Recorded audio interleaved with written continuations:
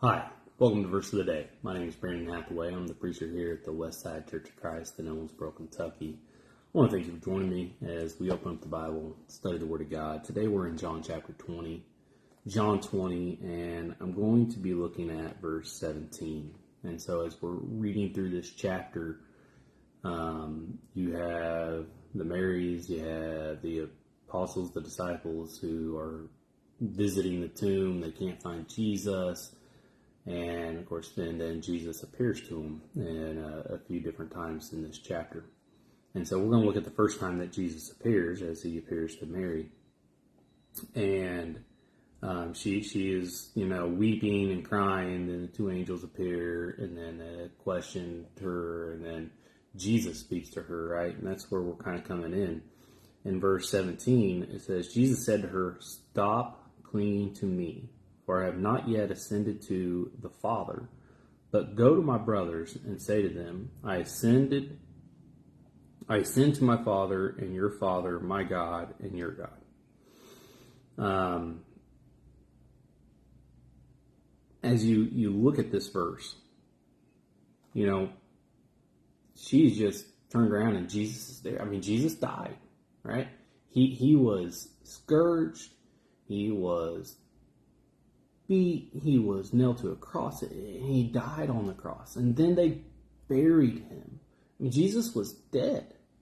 And so they come to his graveside, and they intend to put more oils on, and then his body's gone, right? And so now they're worried that they can't even come to his resting place and remember him and to show their respect. And so they're all upset about that. And then there he is. He's alive. He's risen. He's alive. And so what would your reaction be? It'd be probably to cling, right? To hold on, to hug, to cherish, what happened? How are you alive? The questions that would be going through your head, and just the rejoicing that you're not dead. And Jesus' words is, don't cling to me. There's work to be done. Don't cling to me. You need to go speak to the others. You need to go speak to my brothers. Go speak to the disciples. Go and tell them that I'm alive.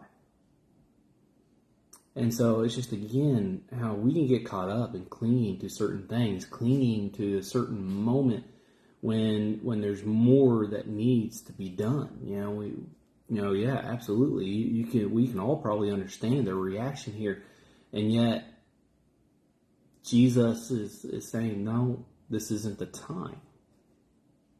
And so we have to make sure we choose wisely on time. Another point I want to bring out in this verse is he brings out, I have not yet ascended to the Father. And so then of course he tells her to go tell my brothers and say to them, I ascend. I'm going to ascend, right? I ascend to my Father, your Father, my God, your God. So he says, I've not yet ascended. Go and tell him I am. He's there for a short time, and then he is going to ascend to the Father. But a point to bring out is that Jesus didn't go to heaven, right? Jesus died. He didn't go to heaven because he had not yet ascended to the Father. Now, I don't believe he went to hell either. The examples we have of what happens when someone dies, we have the rich man and Lazarus, right? He died and went to paradise. He went and was laid at Abraham's bosom. And the rich man was in torment. And so you have this mindset that there's a dwelling place till that final day of judgment.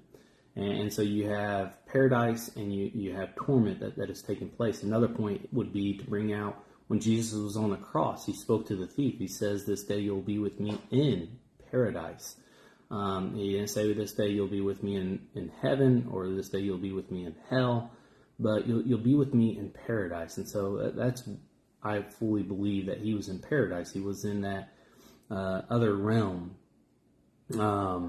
that waiting place for the final day of judgment, because he says, I've not yet ascended to my Father. He's not yet gone to heaven. And he told the the thief on the cross, that he would be with him in paradise. Not that Jesus, when he died and forgave everyone's sins, went to torment. No, he didn't. He said, I was going to be with you in paradise. And so here he brings up this other point, right? I've not yet ascended to my Father. So again, that's why I believe that those who die don't go to heaven where the Father is yet, but there's paradise where Abraham's at, and the thief on the cross, and all the faithful brethren that have passed away since. And so I think that's a good reminder and point to us.